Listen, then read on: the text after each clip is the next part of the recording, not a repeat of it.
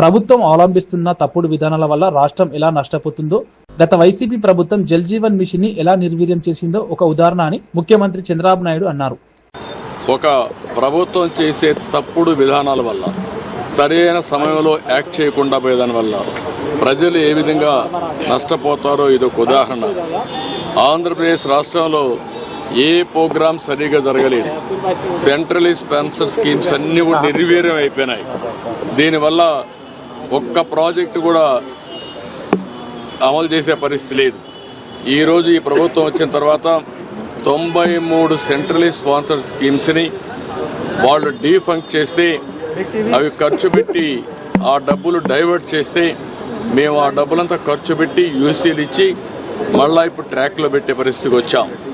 అంటే ఈ విధంగా సెంటర్ ఇచ్చే స్కీమ్స్ అన్ని ఉపయోగించుకుంటే రాష్ట్రంలో ప్రయోజనాలు వస్తాయి, ఉపయోగించుకోకపోతే ఇలాంటి సమస్యలు వస్తూ ఉంటాయి. ఒక భయంకరమైన పాలన. అదే మాదిరిగా ఆ రోజు చేతగాని పరిపాలన వల్ల చాలా సమస్యలు వచ్చాయి. ఒక్కొక్కటి ఆ సమస్యలను పరిష్కారం చేసుకుంటూ ముందుకు పోతున్నాం. అందులో ప్రధాన సమస్య జల్ జీవన్ మిషన్ కూడా.